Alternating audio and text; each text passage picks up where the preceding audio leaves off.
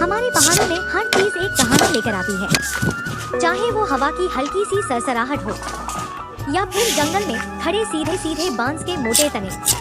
आज मैं आपको दिखाती हूँ कि हम यहाँ किस तरह बांस से अपने घरों के सबसे जरूरी औजार बनाते हैं। शुरुआत होती है जंगल की पगडंडी से, जहाँ मैं सबसे पहले ढूंढती हूँ सीधे, मजबूत और पूरी तरह पके हुए बांस।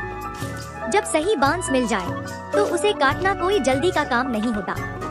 मैं कुल्हाड़ी उठाती हूँ और बहुत नरमी से पहला वार करती हूँ। बांस की खाल थोड़ी सी फटती है और वहीं से शुरू होती है एक लंबी प्रक्रिया, जिसमें चाहिए धैर्य, सटीकता और प्रकृति से जुड़ाव। धीरे धीरे मैं बांस के तले को नीचे से साफ करती हूँ। उसके आसपास की सूखी पत्तियों को हटाती हूँ ताकि कट बिल्कुल सही जगह लगे, क्योंकि हमारे पहाड़ों में गलत जगह लगाया गया एक बार भी पूरे औजार को बेकार कर सकता है। कुछ मिनट बाद बांस झुकने लगता है, लेकिन मैं उसे जोर से नहीं खींचती, क्योंकि हर चीज का एक सम्मान होता है। प्रकृति से ली हुई चीज को हमेशा प्यार से लिया जाता है। जब बांस आखिरकार नीचे आ जाता है तो मैं उसे खड़ा करके उसकी मजबूती देखती हूँ। हर तने की अपनी एक आवाज होती है। अगर आवाज गहरी और भरी है तो समझो यह बांस अगले कई सालों तक मेरा साथ देगा।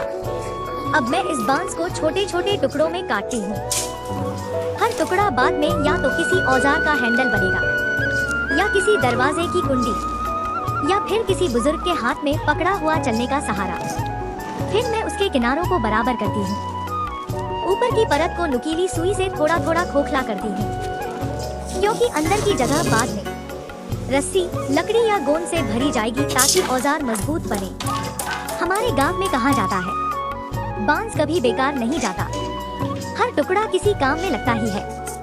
कटे हुए बांस को मैं कुछ देर धूप में रखती हूँ, फिर छांव में ले जाती हूँ ताकि उसमें दरार न पड़े। धूप से मिली गर्मी और पहाड़ी हवा की ठंडक दोनों मिलकर बांस को उसकी असली ताकत देती है। जब अंतिम आकार तैयार हो जाता है तो मैं एक हल्की पतली रस्सी से इसे मजबूती से बांधती हूँ, फिर हल्की आंच पर सूखने देती हूँ, और बस कुछ देर बाद मेरे हाथ में होता है हमारे पहाड़ों की मिट्टी के हुनर से बनाया गया एक सुंदर, टिकाऊ और एकदम प्राकृतिक बांस का औजार।